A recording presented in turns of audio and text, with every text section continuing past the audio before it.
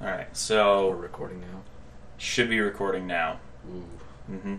Alright, so we gotta... So you're just gonna have to hope and pray. Yeah, hopefully. So what is this? Alright, column so I'll on do... here? It's just the capture device. It's not gonna put up anything. So Where am I? you don't exist anymore. If you can't see yourself, you don't exist. Alright, Clay. I'll just do like a 3, 2, 1, then give it one more second, and then go. Alright? So we go on go? And everyone just start by smiling, and then you say, hey, welcome to More Stupidity. This is Clay, I'm Colin, this is Nick. Today we're going to talk about... Do I say Nick? Yes, you say Nick. Alright. Hey, welcome to the World of Stupidity. My name's Clay. I'm Colin. And I'm Nick. All right. So it's been a while since we've done a podcast. We've all been traveling and working really hard, and so it's been several weeks since we've put out some content. And today we want to talk about metacognition, which is a really big word for thinking about thinking. So how we see how we think. Mm-hmm. And so we're going to kind of delve into that. Since we've last put out a podcast, there's been a lot of really emotional, hot-button issues that have come up in the world. There's been terror attacks in Nice, France. There's been police shootings and attacks on police in Minnesota, Dallas, Baton Rouge. So we're going to kind of stay away from those particular topics, but because they're very emotional topics, they elicit a lot of response on the internet through social media. And so we thought it would be really interesting to just talk about how we as the human collective think about thinking, how we think, and our thought process, especially around issues like that, and how that's kind of changing based on technology. So we can start by going back to pre-internet, pre-cell phone, pre-hot take, if you want to. The dark days. The dark days. When you didn't have an availability or a way to post something or how you feel right away, the old way was you had to just think about it. You had to sit there and let it cook in your brain and let the thoughts process. And a lot of people think that that's probably better, just because you don't say things that you don't mean later on. You say exactly what you mean after hours, days, whatever it is of thinking about it to the person that you actually want to spread the message to, not just a broad audience. Yeah, absolutely. So there's an interesting article we posted on our website today. It's by Teddy Wayne, and it was in the New York Times back on June 11th. So back before a lot of these major events happened, we mentioned in the world here. And he did detail a lot of different research articles about metacognition. And one of the interesting studies they found is that we check our smartphones every 11 minutes of our waking hours. And so their hypothesis and some of their early data findings are that we don't have time to have a reflection, to really be introspective and to think about then another anything in a deep way. Another study along with that was if you look how long we spend on the websites, or what keeps us on a website is how instant we can get that information. Because even if something was lagging by like a second, it would deter people from the future from going there. Yeah, people expected 10 years ago they expected websites to load in 4 seconds, and today that's gone down by half. So if your website doesn't load in 2 seconds, you're going to lose that audience. Mm-hmm. And one of the, findings in that study, is kind of an alarmist finding, says that our brains are actually changing, and that's called neuroplasticity, whatever that means. It means that our brains are changing, and by the technology, by our surroundings, and so we are expecting things in a faster turnaround, and so that's just it's becoming our expectation. So it's an interesting finding. Now, is that a bad thing necessarily? In the article, it almost seems like he paints on both sides of the fence, because he talks on one end about how we're wanting basically instant gratification. Yet on the other end, he talks about, say, video games, and how another study, and I've read this in addition to this article, is like you can increase gray matter in your brain up to like 20%, which increases creativity. Whereas some studies say that like cell phone use decreases creativity because you're wanting just the answers instantly and you're not having to think. Mm-hmm. So I think it just depends on the medium of which you're either getting your answers or you're solving, because with a video game you're going to be doing a goal or a task, and so it'll increase like your spatial reasoning and your creativity as mentioned previously. Whereas a cell phone, not using it as games but just for looking at facts, you just type something in the search bar and it comes up. Mm-hmm. So you're not having to be creative, you're not having to think about the problem, you're wanting the answer, and that's all. well, you asked me this question, and I need 10 minutes to reflect on it, so we're just going to sit here for 10 minutes until I can come up with an answer. And we'll just stare at the camera. We'll just stare at the camera. No, can't do that. Yeah, I mean, so that, yes, there are, I guess, some findings that say that it's, can be a good thing that, we have all this access to information, like you said, spatial reasoning, creativity. But one of the areas they studied, I guess, looked at, multitasking.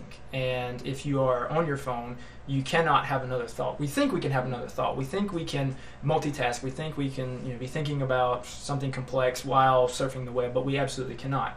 I don't know exactly how they tested this, but they asked people to be introspective while doing something else, and they bombed that. And so that pretty much, without a doubt, proved that you cannot do both. Right. You cannot, be introspective. Even without the cell phone use, there's been other studies that have been done to say, because everybody says, women are better at multitasking than men. That's just the adage that has been thrown around now. When actually, no one is good at multitasking. There's actually very few people who can multitask with or without a cell phone. So just throwing a cell phone in the mix, as you said in the article, once every 11 minutes. So once every 11 minutes, your sole focus is on that cell phone. Right. Multitasking has always been something humans have tried to do, but I guess now that we have the full breadth of the internet in our pocket, every movie that's ever been is in your pocket, right? Like, every magazine article that's ever been, all of your friends talking on the internet, and it's all in your pocket. So, like, just the temptation, is just incredible. And so, I guess, And then there's the irony of how we moved away from pocket watches, because why would you ever look for your time in your pocket? Yeah, right. Yeah, so silly. What we do now. So silly. Speaking of irony, I read this while I was, hanging out on my cell phone. So I read this article first. So did you? Irony. You can read. Meta irony. That's, yes, another funny fact. Yeah, absolutely. Weren't you just, what's the term that he used in a podcast, or laying out? Laying out of school. Laying out of school. Laying out, yeah. Laying out of school. You just make up terms every day? Living with you is a treat. There's not, well, that's truer words have never been said. Yeah. Truer words have never been said. Yeah, but back to the, how we thinking about how we think. It also talked about how Google has changed the way we think, in the sense that we think in closed-ended questions now, because that is something you can Google. And with these very hot-button issues, Donald Trump, RNC, Hillary Clinton's emails, police shootings, terrorism, it seems like people's hot takes on the internet are all very closed-ended. It's just like, I'm going to make one definitive point, and there's no room for argument here. And these are very complex issues. These have a lot of inputs and whatnot, and so it's just not something that is well argued out in a straightforward, closed-ended There's manner. no one right answer. Right. So, and or I should say definitive. Yeah. And so I guess that's where, back to the neuroplasticity. I guess we're pronouncing that right. Who knows? Correct us if you're any neuroscientists are out there and we're mispronouncing. You're pronouncing it correctly. Or if we're misdefining, or if we're just butchering this whole topic in any way, please comment and tell us that. Like you're mystifying. I thought you were saying that. Yeah. Could be. Anywho. But no. Are our copyright lawyers okay with all these references we're making? Yes. Our copyright lawyers are really okay with this. Legal teams even over there drinking Heineken's turds. Anyways, what were we saying?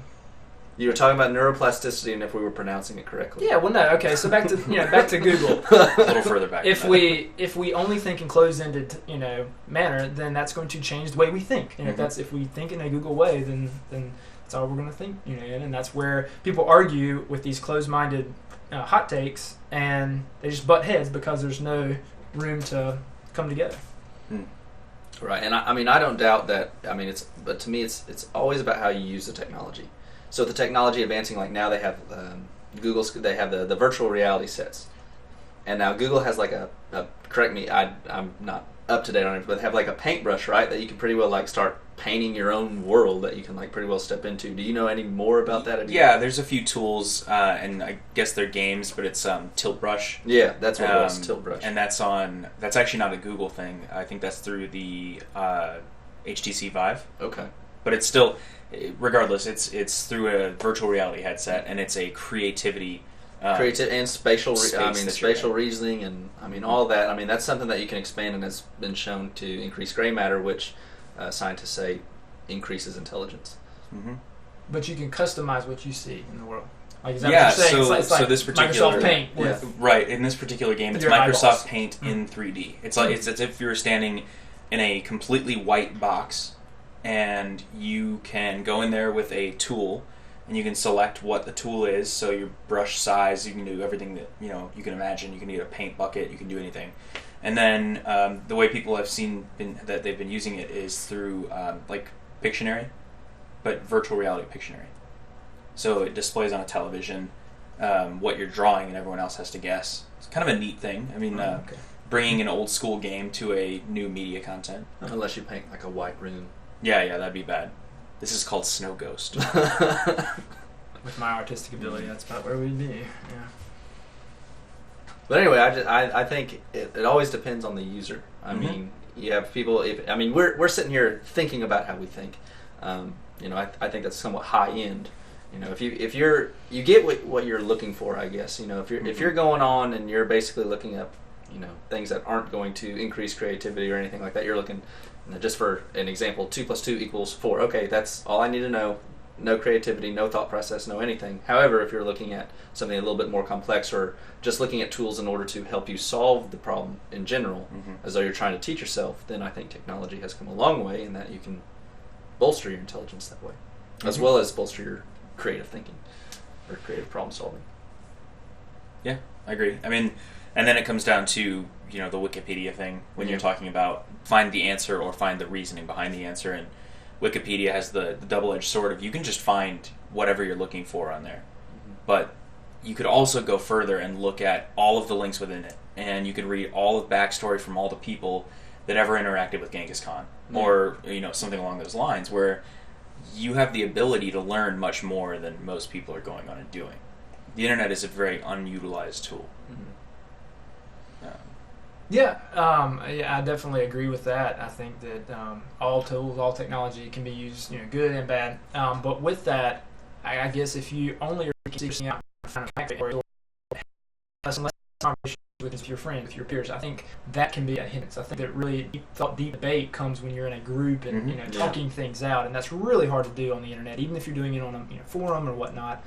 Just doing kind of what we're doing here, or what we do a lot at dinner when we're hanging out, is just go back and forth and make points and try to make arguments and even playing like devil's advocate. Play devil's advocate, because that creates complex conversation. Whenever you phrase it that way, I'd be curious to see how teachers notice. Teachers have been teaching for a long time. Notice the social interaction between kids now versus kids whenever they first started. Because now I think, just as you said, with the availability of technology, you have kids playing on an iPad versus going outside and pretending a stick was a sword. Having to use. And everybody in the neighborhood having to pretend that stick was a sword. So you had like a collaborative imagination. Versus now, where it's all... Now you can go out and with your phone catch a Pokemon. Yeah. So I'd be... Right, but there's, as Clay mentioned, zero social interaction. So I'd be curious to see if there's a social drop-off now that teachers may have seen. That'd be interesting to look at. Yeah, I mean, I would guess that, it's hard for children... adolescents, people our age, to make points, like to fully make a good complex point when you're just not in that, you're not used to doing that. You're disintermediated. And then whenever you have the complex issues, like you said, now it just blows up on social media, to where everybody takes the one point, makes a definitive statement without sitting back and thinking about the problem and then coming up with more or less a solution rather than just throwing out how you feel. Yeah, I mean, the internet rewards speed amongst anything else. I mean, news is old in 30 minutes or something, so you need to make your point now, in the idea of the internet, and so that's... And then it's whoever speaks the loudest, the fastest is right. So that just, I think, creates a very toxic environment when we're going through some struggles as a nation, as a world, and even personal problems. And personal problems, if you're texting your girlfriend or whatever, I mean, that's, that disintermediation and the lack of human contact can be dangerous, I feel like, from personal experience. And I want to say it was Albert Einstein. However, fans, feel free to correct me if I'm wrong here, but I think there was a quote by him that said that... you can just say Stephanie, correct me if I'm wrong. Correct me if I'm wrong, Stephanie. But I think it was Albert Einstein who said something along the lines of, we'll fear the world because if we love technology and hate people rather than loving people, or It was using technology and loving people is how we're supposed to live our life. However, we've kind of got it reversed, whereas we are using people but loving technology. Mm-hmm. Wow. 10-minute pause while we marinate on that. Who said that?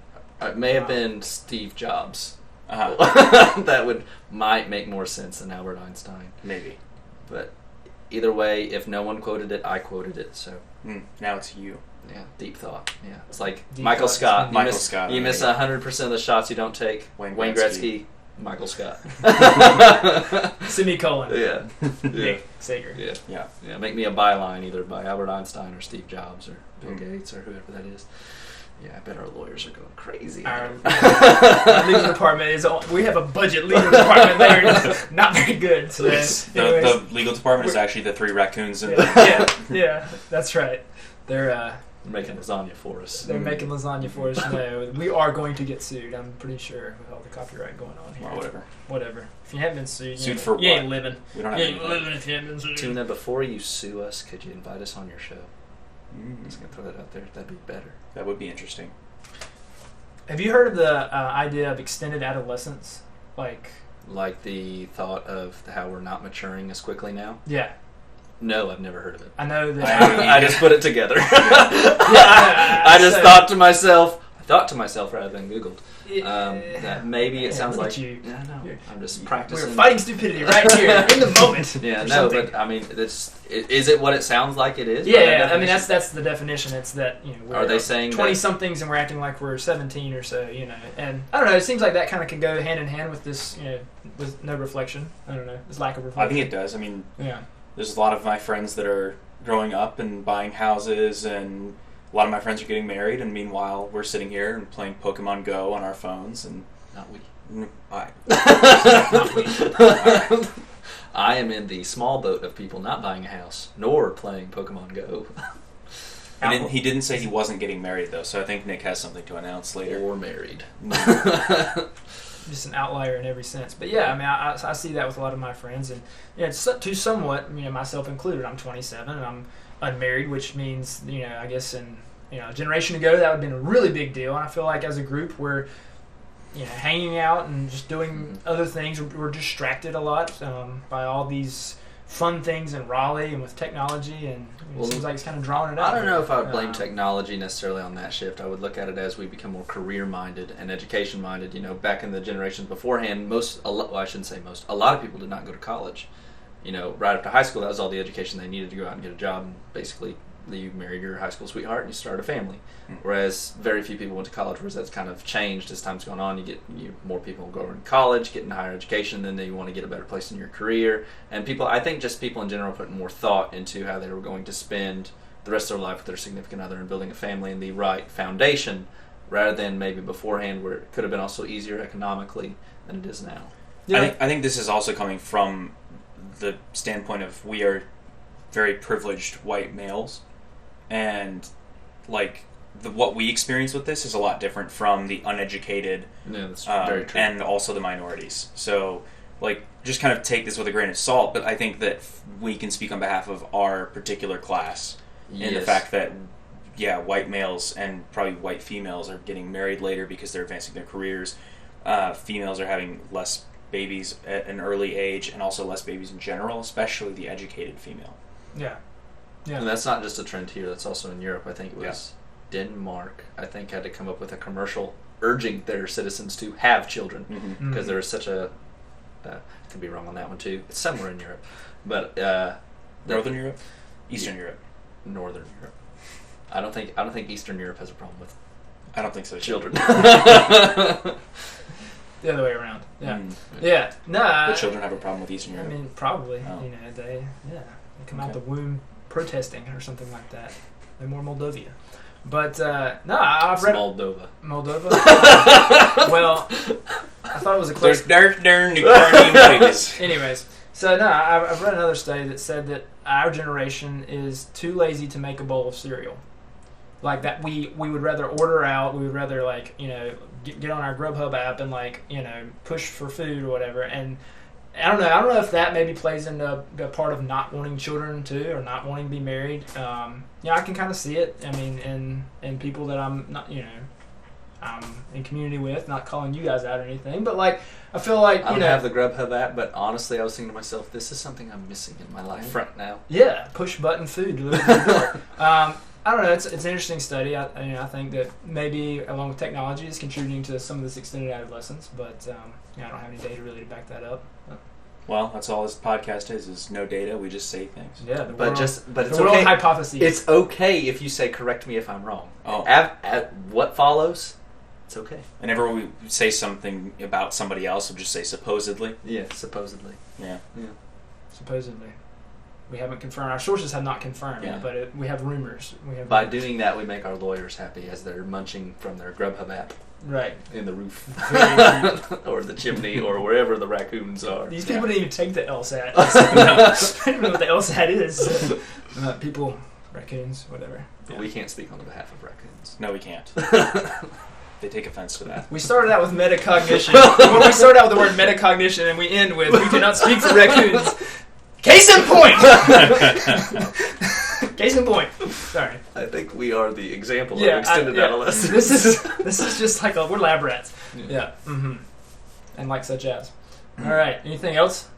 I think Anything we else you want to talk about? covered a lot of ground. We did cover a lot of ground. So we'll just come back in a couple weeks, and hopefully we get another podcast out quicker than Maybe a this one. guest speaker. Yeah, we're going to possibly try to get some guests on. So Scott, Stephanie, looking at you guys. And any of our other fans. Yeah. If you're... I did see we had some viewership in, like, Europe, Moldova, so good job. But not Clay. Moldova. You don't ever know what they're It's trying a to small town in Spain. They're trying to spice it I up. am. They're trying to spice it up. I mean, maybe we can arrange a Skype thing. I don't know if we can. I'm going to be Or honest. Nick and I will be in London. That's true. Don't in look at December. us up, though. Don't look us up, though. We'll look way different. We'll be messes at that point. So Yeah, the camera adds, like... Anyway, thank you for watching. We'll be back soon, and hope you guys have a great rest of the week. Lasagna.